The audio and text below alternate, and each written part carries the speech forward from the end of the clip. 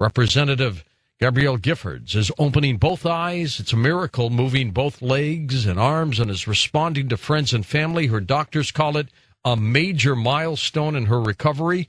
Her remarkable recovery 5 days after being shot through the head has provided a much-needed dose of jubilation after a tragic week that left the nation in mourning. Meanwhile, Representative Giffords' connections to the world of aerospace that are both personal and political.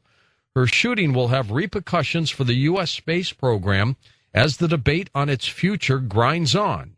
She was the chairperson of the House subcommittee that oversees NASA in the last Congress and would have presumably become its ranking member in the new one.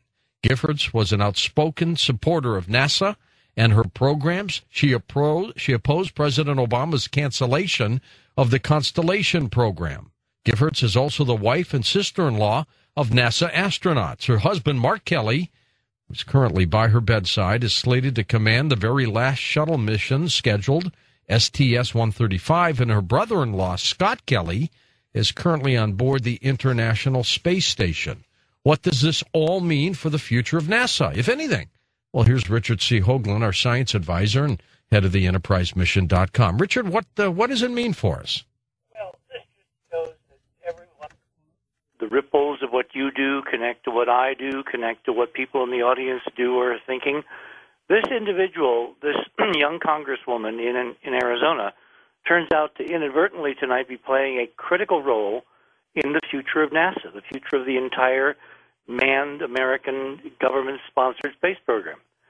For one thing, because her husband is going to be commanding the last scheduled shuttle mission, 135, later this year, because of a NASA policy that astronauts with deep family problems cannot fly, there either will have to be a waiver given or there will have to be some special arrangement made where Mark Kelly switches perhaps with an astronaut further down the line.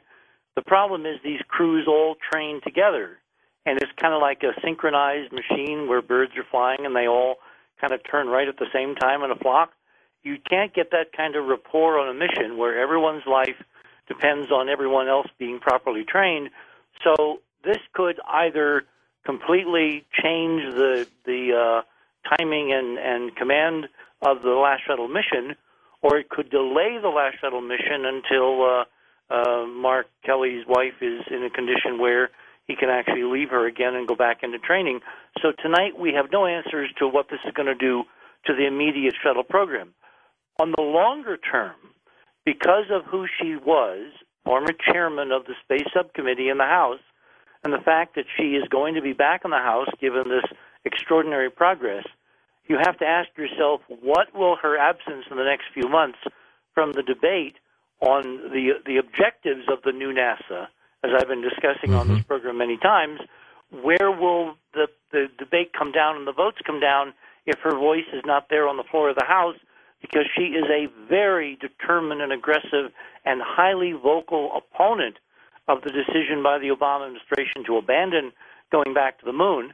And if she was present as the ranking member, the current tenor of debate in the House and perhaps even in the Senate may be shifted from going other places to going back to the moon for what this audience of all audiences know is waiting for us when we get back. Good insight, Richard. And let me ask you also about the upcoming shuttle mission, which has been pushed back again. What's going on there? Well, as I've said, this bizarreness going around the tank for Mission 133, tank number 137, which has all these deep ritualistic significance to certain cadres in the agency, has gotten all kinds of problems at the last minute.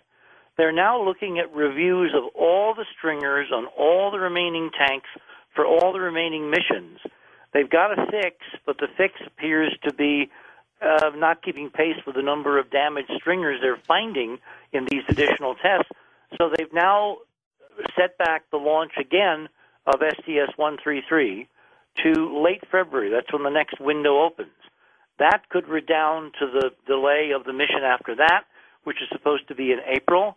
And then there's supposed to be another mission authorized by the current law that's enacted back in October of last year, with Obama signing the new NASA authorization.